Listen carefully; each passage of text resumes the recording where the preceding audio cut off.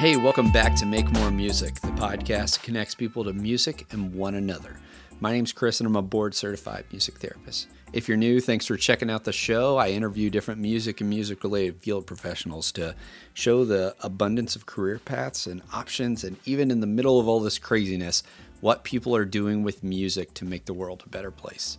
So, I don't know about you all. I've cut this one really close to the corner. This is probably the craziest getting the episode out. It is 9:34 and the episode comes out at 12. I've had everything edited. I don't know about you all. I've had so much going on during this craziness, this COVID-19. And what's funny is I feel like I get less done, but work harder. And I'm grateful that I'm working at home and I'm able to spend time with my family, but it's also bananas. So I hope you're surviving. I hope you're thriving. Hit me up, send me a message on Instagram, email me if you want to chat. I'd love to connect. I'd love to support you some during this time. But today I've got something really special. I've got a double feature episode. So today is an episode with my podcaster friend, Kate Shannon. Kate is a board-certified music therapist and licensed creative arts therapist. And she is really passionate about integrative approaches in therapy. She specifically has done a lot of training in play therapy as well as music therapy and loves to talk about the convergence and the interdisciplinary work that can be done and how we can be better when we look at creative arts therapy as an umbrella. So aside from all of her own amazing field work, she has her own podcast called the Creative Therapy Umbrella. And today is a doubleheader because she also interviewed me for her podcast. So if you just can't get enough of my sweet, dulcet tones coming out of my voice, or if you just want to hear my perspective on anything, please head over. We have dropped it today on both podcasts, so Creative Therapy Umbrella. I will link to more of that in the show notes, and I'll talk about it again at the end. But without further ado, let's get into this thing. This is Kate Shannon and the Creative Therapy Umbrella.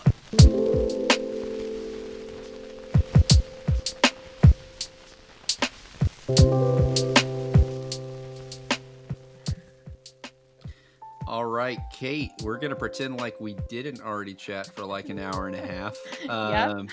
So before we get into all the awesome things that you do, and we'll pray one more time to the gods that our four-legged and two-legged friends will participate through another chat. I want to go and do some rapid fire. You ready? I'm ready. Let's do it. All right. First, what is the last track you played on whatever Spotify or Apple Music? Oh, dear Lord. I'm sure it's something from Frozen 2. I've had it is. I think it was Show Yourself from Frozen 2. Man, my daughter gets down to that song. How can you not? All of the song, I'm blown away that they did it. It was just so good. They had so many good songs. So yeah, for Easter, we got her three little dress up outfits, and one of them is this really nice Elsa dress up. So she's worn that for 2 solid days. So, oh yeah. Oh man, yes, that's something you got to wear all the time. You gotta feel it. So I have to ask to elaborate. Are you listening to Frozen, or is this clinical listening, or what? Oh, it is clinical. It is all clinical. Okay. I do. There's the song "All Is Found."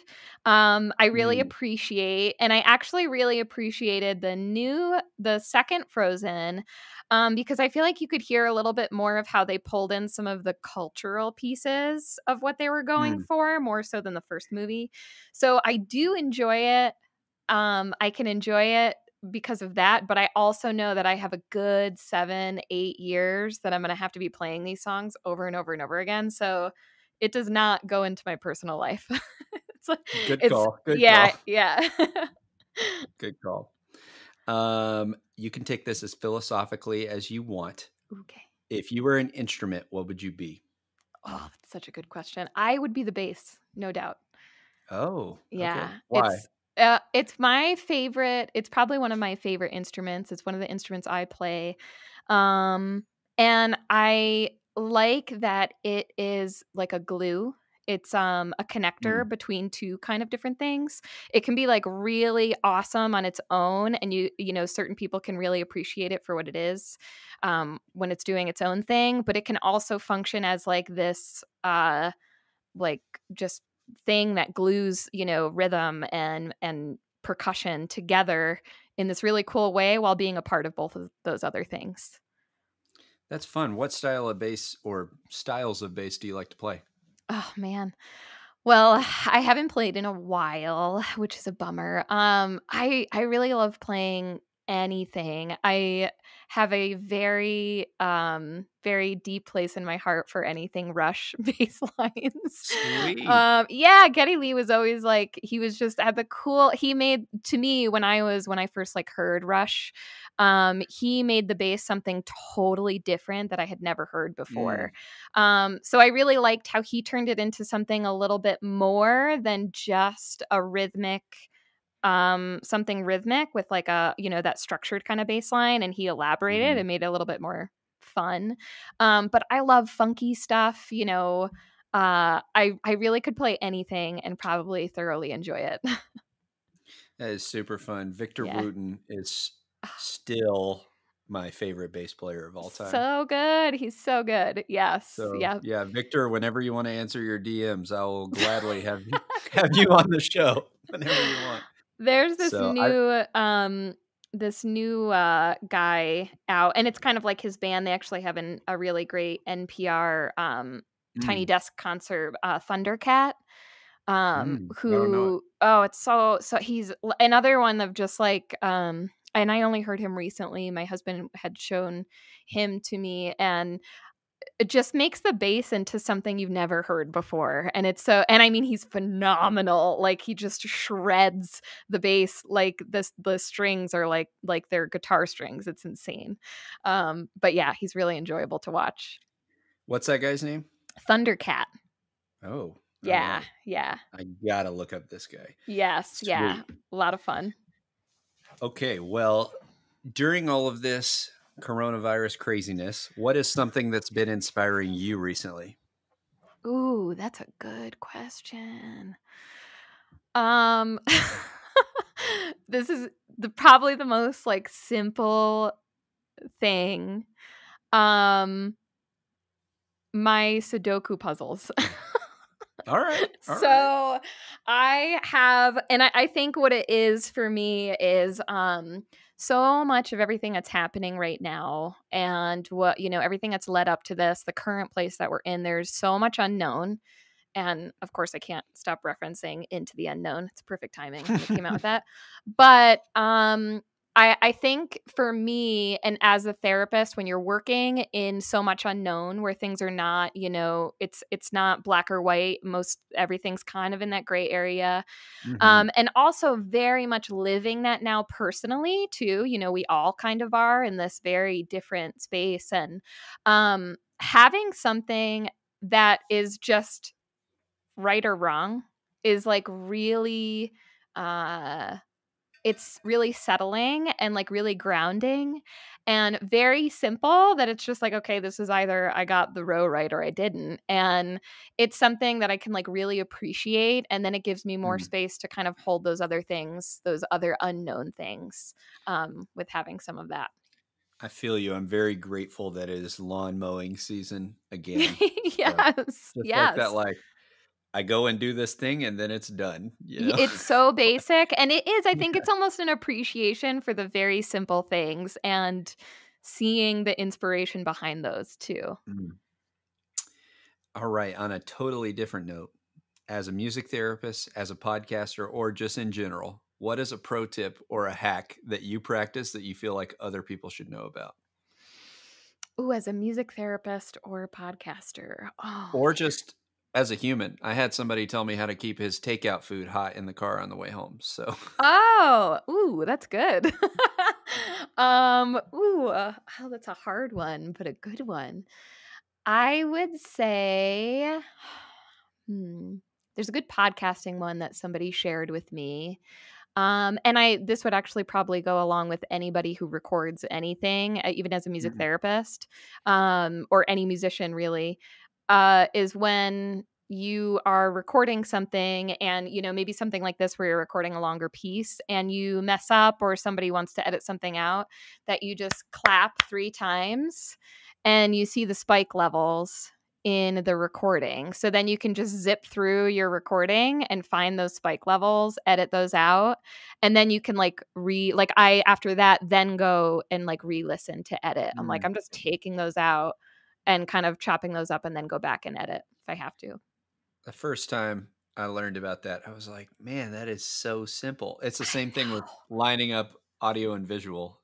Yes. Which I didn't know. That's why they do the clap, and scene, that's why they do that for movies, the little clapper thing. Yes. So. Yeah. And it's so funny because I think Gabby from Clinical Populations was just talking about, she's like, yeah, that's why I guess she started saying and scene for all of their recording stuff too.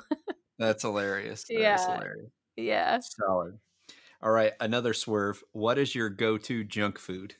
Oh man, I have so many. I love Oh that. man. Okay. I would have to divide this up into very different categories of junk food. We've got time. I know. If it's like a meal, it's 100% macaroni and cheese and chicken nuggets. Go to, love it.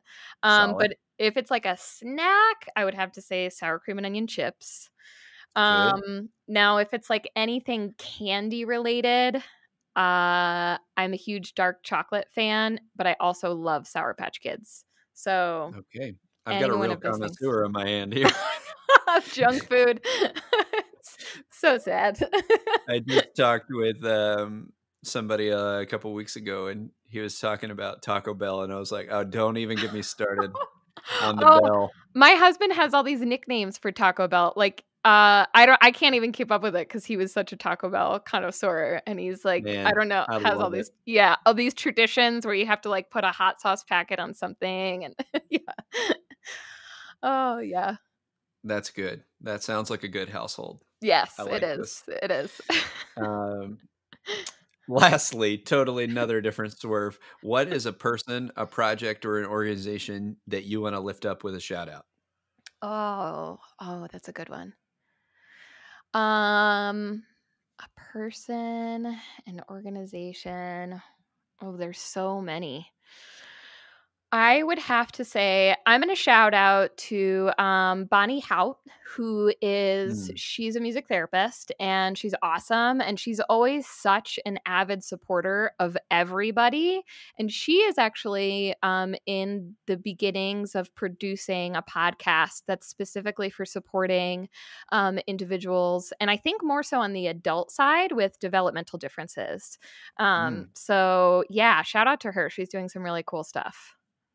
That'll be great. I saw her getting those ideas ready. I'm excited to post that stuff out. Yeah, for sure. Me too. I'm pumped for it. It's a population that there's not a lot of books written about, supporting that population. And yeah, so I'm glad she's doing it. It's going to be awesome.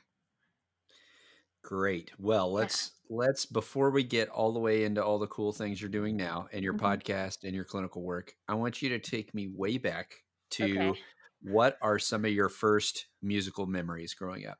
Oh man. I would say musically, probably listening to my grandfather play some sort of music. He was a musician, and my father's side of my family is all very, very musical. They were in bands together, incredibly musical. But I do remember being with my grandfather a lot, and he played guitar, he would sing, he played harmonica, a lot of little dilly-dallying and kind of stuff. But he was a really good harmonica player and a really great guitar player, and did a lot of kind of country kind of stuff. But he was also a total kook and just a comedian, and was always trying to get us kids to laugh.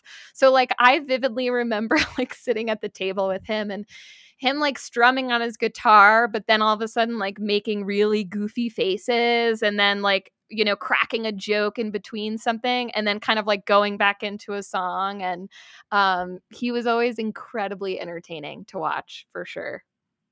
Sounds like a good grandpa. Yeah, he was awesome. He was a lot of fun. I think I got a lot of my musicianship on that side of the family. And sometimes even when I think about it, like the humor that I end up bringing into my music therapy sessions are probably where they came from.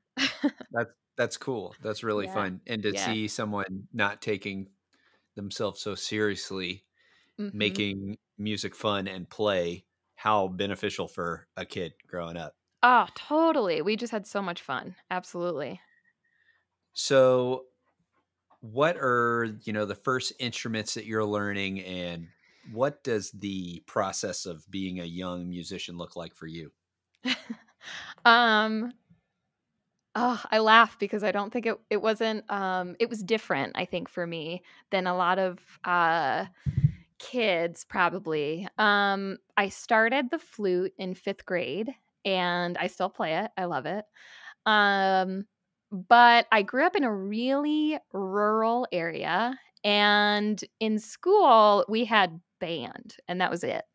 And it Mm-hmm. was, you know, we'd play Pomp and Circumstance and, you know, different kind Yep. of like band things. 76 times in a row. Yeah. Yes, yeah, and just stuff that like wasn't it was weird because I really enjoyed music. I played and also my dad is a, you know, a drummer. He played bass and got me to play bass and my whole family's musical and um so music was always very important to me, but I think like my learning of music was different in that like I didn't find I think what I was looking for in like school music. Mm, And I kind of found it like, you know, my dad he is a, you know, really great drummer musician, but learned everything by ear and was never mhm, formally trained whatsoever. So he was always, you know, like, oh well, you know, learn the notes, but you know, play it by ear and play it by ear. So that was always like a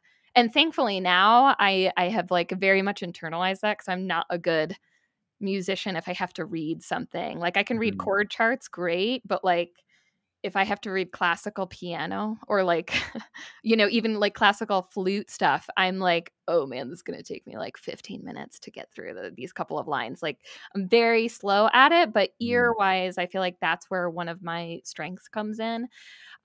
But in school, nobody else really like did that. There was nobody to kind of help support me through that. So I luckily had it at home, but I just kind of thought that music was just like a hobby. You know, it was just like this is mm, all really kind of music is just a cool hobby and I love it. And, you know, I'll learn some stuff. And I ended up picking up the bass, I think, when I was like 13. Because I played the flute, but it was also like I don't really like when we're playing in band. So like I wanted to yeah. play I liked a very different kind of music than we were playing in band. So I wanted to play something where I could like experience playing what I really, really loved. So Which is um back then it was Pink Floyd, Led Zeppelin, Rush, lots of I really liked a lot of classic rock. mhm, So even like I remember Blur song 2. That was like one of the first mm, songs I learned. Um a lot of that different stuff and some pop stuff too. I mean pop is in like I guess pop rock of the late 90s, you know, of yeah. Blur and trying to think of some other ones that I used to play that were pop, but a lot of older stuff too. I really liked a lot of some of the classic rock stuff for sure. That is where I started diving in the rabbit hole in middle school. And it's kind of the same thing. Like in band, you're playing 6th, 7th grade band songs, Yep. and I was like, but I am listening to Jimi Hendrix at home. Yeah. Yes. Yes, and it was So, like when you hear that music and you're a musician, I think your draw to like be a part of it in some way is so big. So, I think I struggled with that being like a flute player and being like, what the hell am I going to use this for in Led Zeppelin? You know, like yeah. So would you play like with your dad and with your family, or did you have any bands or anything like that? Oh, totally. I played I would do some flute stuff with my dad, and my dad has a twin brother, and they would always play music together. We have like actually um they live right next to each other, and they have a studio that we always go down and just kind of like play music, and usually play darts and stuff and hang out and blast music, because we live very much in the woods, so you can blast the music as loud as you want to, which is really nice.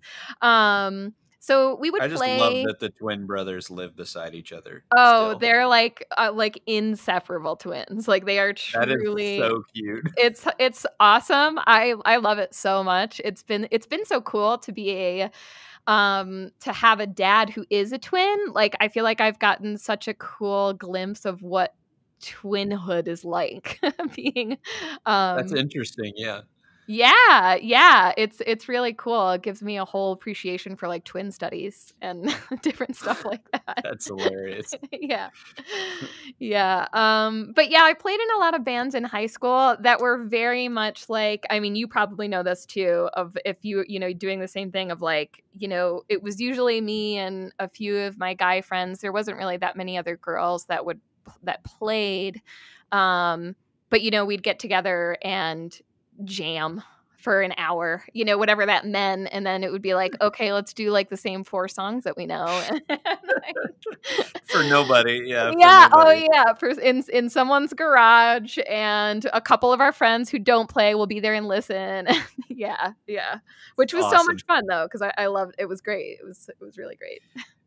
You're really lucky that you had a dad as a drummer, though, because that's the one thing I could never get was a consistent drummer growing up.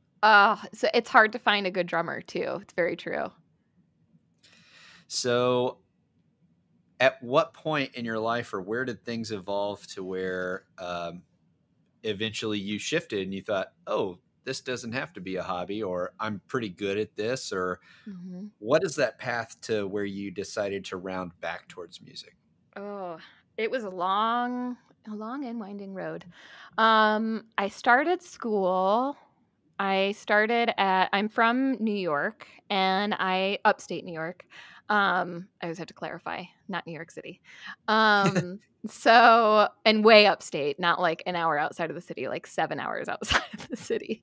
That's like Florida. It's like so far apart. Everything is so far. Yes, there's so much. And everybody with New York is always like, oh, New York City. And it's like, no, there's like so much more to New York than just New York City. And I love New York City. But so I went to SUNY Potsdam for a year, and was definitely I actually barely got into college. Like I didn't really find what was motivating for me in high school, which is why I'm so thankful that your podcast exists. Because I feel like if I would have had this, I would have been like, oh, there is something. And I think I was really lost on how I could use music, and if I could use music like in a career. But so I almost didn't get into college. My grades just weren't that good. I didn't have a lot of like extracurricular activities. And I barely got into school, and I was on like one of those probationary periods. They were like, you probably shouldn't be here, but we'll take your money. So funny how they do that, huh? I know, right? I know. But then I ended up transferring to SUNY Oneonta, and I'm so thankful that I did, because I would say the moment I think I realized I could actually do something was because I had this awesome mentor, this awesome professor who was kind of like my mentor. I started off as like a music industry major, and then I was like, I hate business. I shouldn't do that. So I transferred out of that. And then I actually dual majored. I have 2 bachelor's degrees. One is in music. It's just a BA in music. And then one is a BA in anthropology. And I really liked both of those. But music wise, I knew I really liked it, and I knew I wanted to do something with it, which is kind of why that BA degree worked out very nicely for me. It was just like this general music degree, and I really liked theory. I really liked history. We had to our school was pretty awesome with some of like the like the ensembles you could play in. Like Mhm. it wasn't SUNY Oneonta is like a very I don't know. It's like a very different school in that there wasn't like Potsdam was very like classical band and orchestra and chamber kind of music you'd play, and Mhm.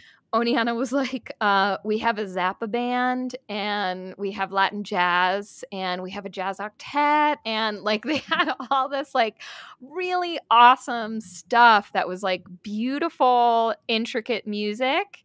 And so you could kind of like, for me, it was like the perfect fit. Like I just found like my people who I could play music with. So I started with that one professor. His name was Art Fallbush, and I think he's still there.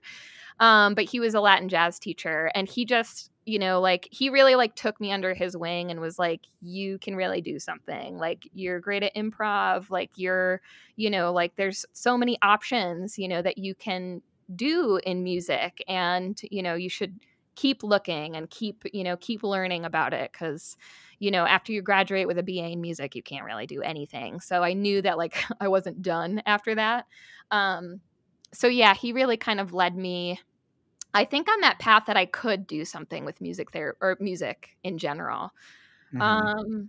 And then I think to music therapy, I took some time off after I did graduate. I thought for a while I wanted to do ethnomusicology because I love learning about, how cultures use music. Yes. It's fascinating. Like I could, that, and then, historical instruments, like the archaeology of instruments. I am Mm. fascinated by that also. And like, mammoth bones for flutes, and you just, all of that stuff is, really, really fascinating. And Let's uh-huh. let's go off in the woods for a minute. What are a Yes. couple of different cultures that you got super obsessed with, or some different I don't know anything about music archaeology. So let's go in Okay. the woods a little bit. Educate me.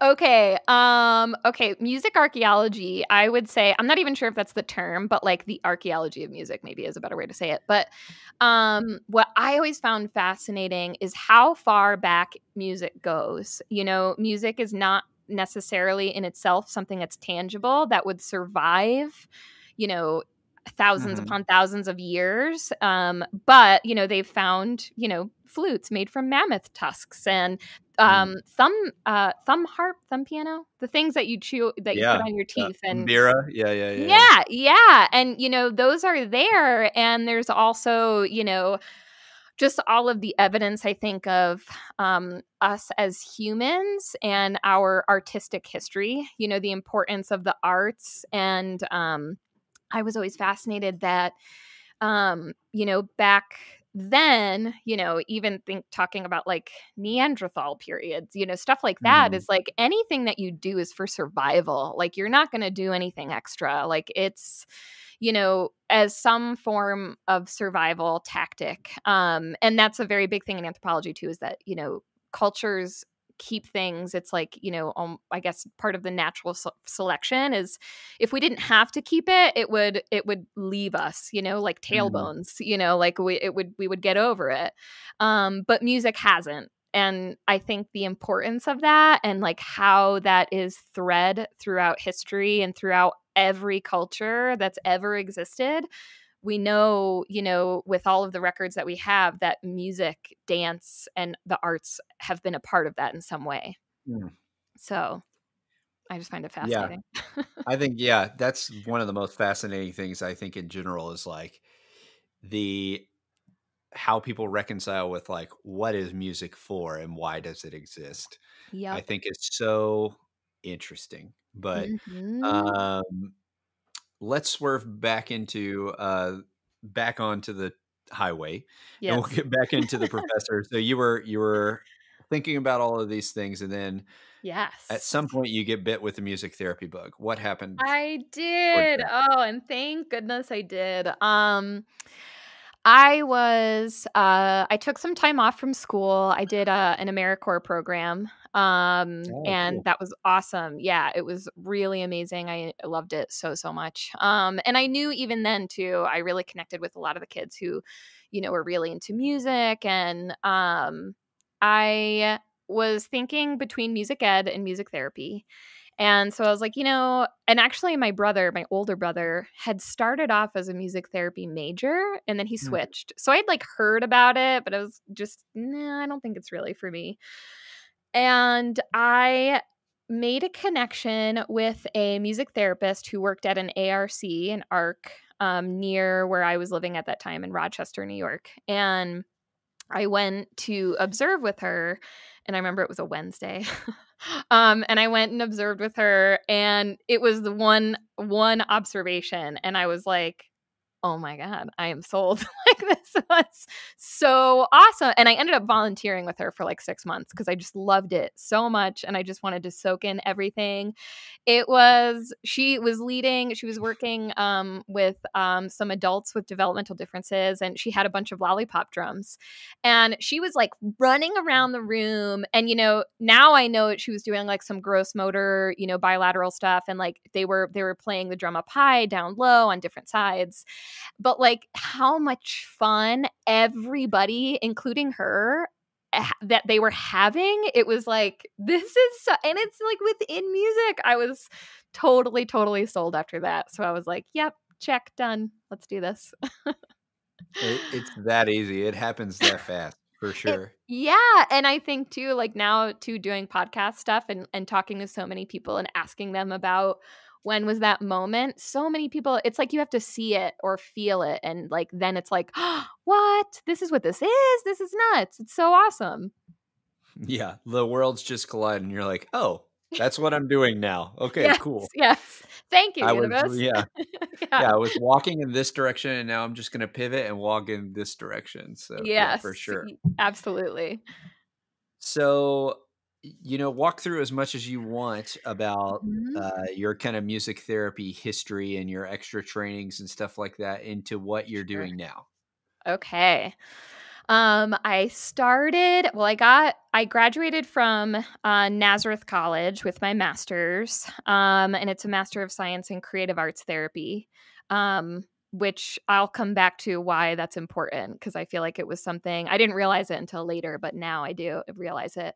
It's very Um, cool. yeah, so it was a specialization in music therapy, but a lot of our core classes were with art therapists. One of our teachers was a play therapist. One of the teachers did yoga therapy. So it was, I didn't realize how lucky I was then to be housed in a school that had all of those different therapies together. So I loved it. Loved it. It was very, I would say, what's the word? Focused on mental health, Mm, because in New York they have the LCAT. So once you graduate from that program and you do some of your supervision, you are eligible to get the LCAT license. So which means, the LCAT is like you have additional training in mental health as a music therapist or art mm. therapist or whatever. So it's an umbrella. But so I did that. I worked in Rochester for almost 4 years. I did my internship at a place called Mary Carriola Children's Center. They're amazing. An awesome, inclusive school. I got a lot of Nordhoff Robbins style training there. Lots of Sweet. improvisation. Yeah, totally like my jam, like the stuff that I love. Very like humanistic and but at the same time we'd have groups where, I'd plan out my session plans of like, oh, we're going to sing, Here Comes the Sun today and, blah blah blah blah. So it was a great balance for sure. It was a great internship and they're doing really cool things there. And after I went there, I started at Spectrum Creative Arts in Rochester and worked there for a while, I think almost 4 years, 3.5 years. And it was so awesome because I really dug into working in like early childhood, like 0 to 5. So I worked at like a therapeutic preschool and I helped create this program called like Groove to Grow that was all about like kind of like a music together-ish kind of program. Great. But really focused on like bonding and kind of like the mental health and the infant mental health aspects that you could incorporate into a music program like that. So that kind of set me on that path of like getting interested in mental health and, mental wellness of children. And my husband and I picked on up. I moved out to Denver, and my job here, it's with the Child and Family Therapy Center of Denver. I've been here 2.5 years, and doing music therapy with palliative care, and I have like a split caseload of kids who are medically fragile, who have different medical diagnoses, sometimes on top of intellectual differences, and then I have some clients that are just developmental differences, so a good variety. And out here I got really interested in play therapy, so I've been on that kick of like in actually on Sunday, I don't know, this might be out later than that, but MWR is doing their conference online, and I'm doing a whole like 5-hour CMTE on incorporating play into music, play therapy techniques, like kind of all of that stuff. So Awesome. yeah, I've been, and so all of that stuff, I think all of that whole path of like my experiences with other creative arts therapists and seeing how much we overlap with each other is what's made me start the podcast of like, we need to talk to each other more. Like there's so much we have in common. We're all artists. We all love creating, and there's so many spaces where our arts overlap, music and dance, and art and play, they all overlap with each other. And so I just really like connecting with other people, having those conversations, and trying to support other creative arts therapists and hearing different ideas of what they can do outside of their particular modality. Well, you teed that up amazingly, because I was going to ask, I would assume that probably a lot of people that listen to this podcast don't know a lot about, even broadly, about some of the different creative arts therapies. Mm-hmm. And then you've had some really interesting guests too. So can you just talk about what that perspective is and what kind of you're hoping to get out of all these conversations and some of the different modalities and different things you've come in contact with? Yeah. I almost started it as like a music therapy podcast only, but then I was like, and then I really had to sit and focus on like, what is the point of this podcast? And I You're like really, me. You're like me. Yeah. yeah, like, wait a second, let me take it back a bit. And I think for me, I really realized how lucky I was to have crossed paths with so many other creative arts therapists, being play, dance, drama, art, poetry, all these different other creative modalities, expressive arts therapists, yoga therapists, people who are using supported pet assisted therapy. And they all intertwine with each other. So I was like, okay, I want to interview people. I want to talk with them about what they do. And I want, like, I hope that people hear how similar we are and how much we can, obviously always within our scope of practice, but how much we can learn from each other that we may not learn, if we go into, I guess, some other modalities. Like, for example, I'm thinking as music therapists, there's tons of trainings on like speech therapy, OT, PT, like these other hard skills. But there's this whole other like thing behind us of other creative arts therapies that we could also be diving into, of like art and music therapy. How can you bring art into music therapy sessions? And as an art therapist, how do you bring music into your sessions, and vice versa? And I just want to create a space where the creative arts field can communicate about those things more often, and then other people can hear it and then maybe get motivated to like reach out to somebody or take a training or something. So for kind of narrowing in for a music therapist or somebody already doing something in that field, how do you navigate those barriers of scope of practice, and maybe even tell people what a scope of practice is and what it does and things like that? Totally, because it's so important. Your scope of practice Basically everyone's background is completely different. Everyone's scope of practice is going to be completely different. I was talking with somebody who was a very she was like educated musically, the opposite. She's very classical kind of person. And she was talking about adapted lessons. And I was like, well, that's so much more in your scope of practice than it is in mine, because I don't have that knowledge as much as you do. So like even within everybody's different backgrounds, I think our scope of practice, it ebbs and flows depending on your experience. And as a music therapist, obviously, I would never say that I'm doing play therapy, art therapy, any other type of therapy.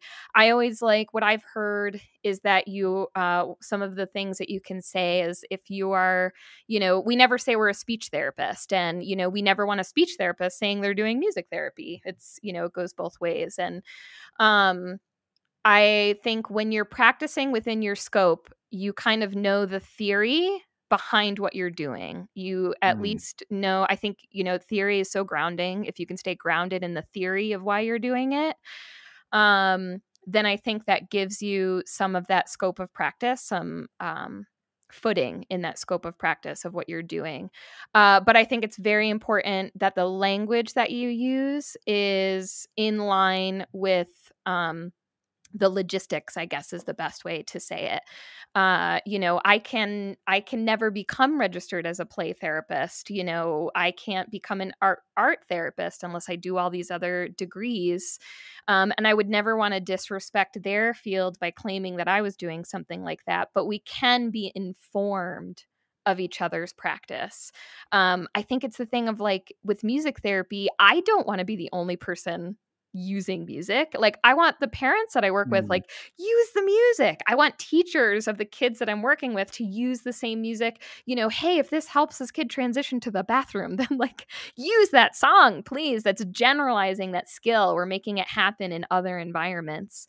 So I think it's a similar thing of like, wanting to share that art in other ways and doing so in a responsible way.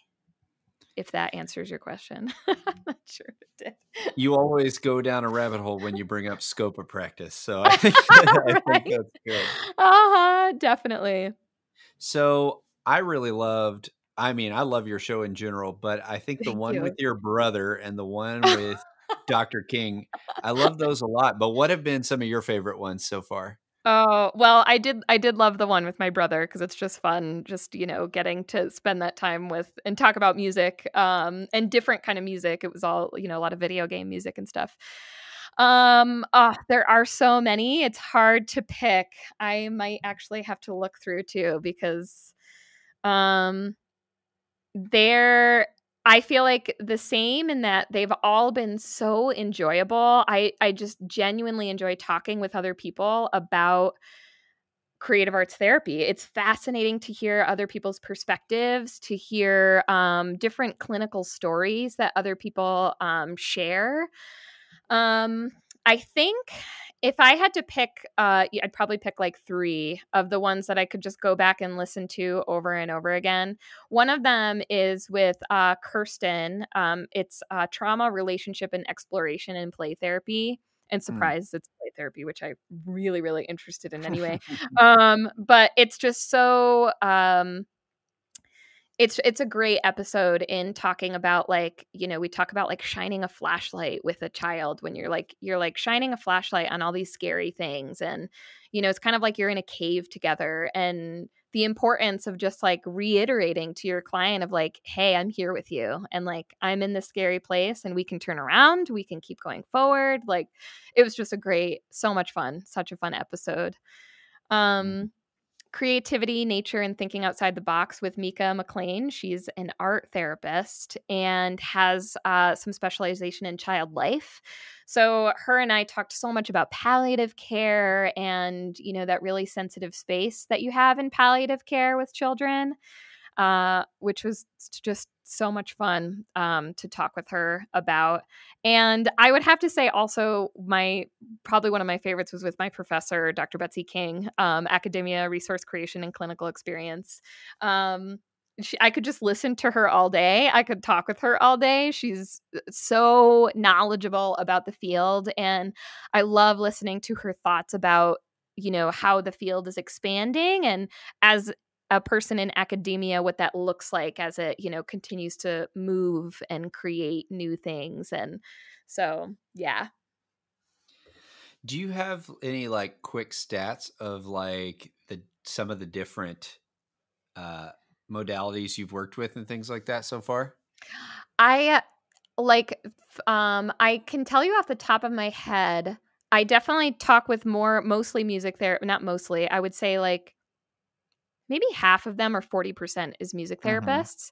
And then I've had a good amount of play and drama. Dance is harder. I've had a harder time getting dance therapists.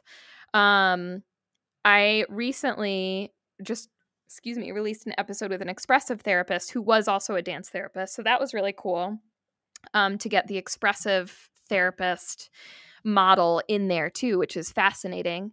Um, and then poetry therapy, I've yet to find somebody. Mm.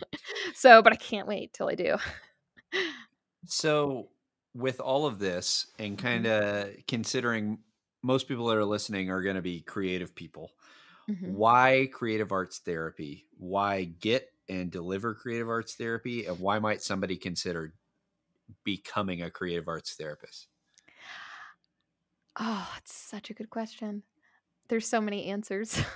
You can go as long as you Oh, want. um, the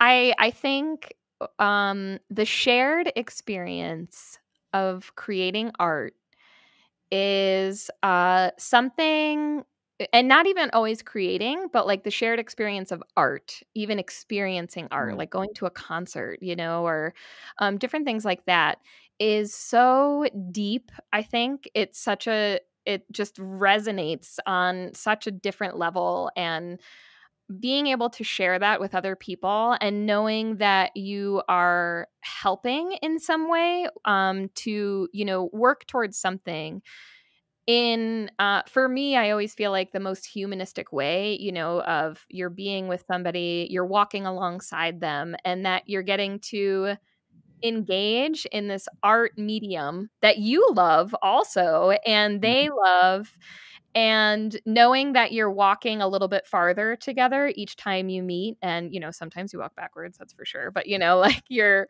Mhm. overall you're walking on this journey together.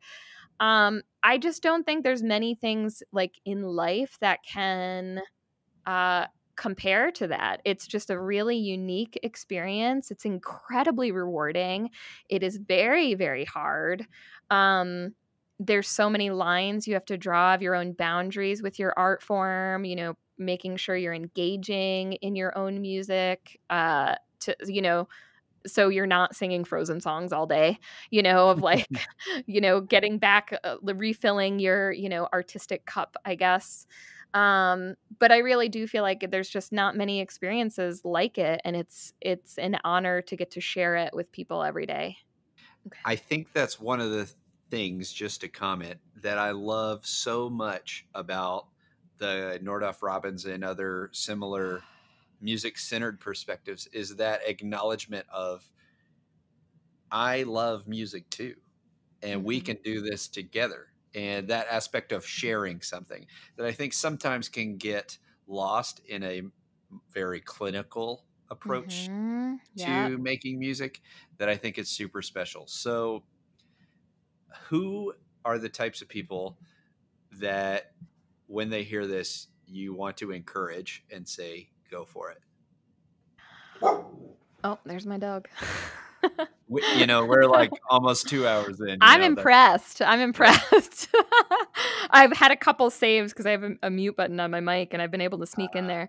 Um, so for people, I would say to like the people who are my 15-year-old self, of like where you're not sure if you Mm. love music, you're just not sure, like listen to like this podcast, Make More Music, and like hear the experiences of other people.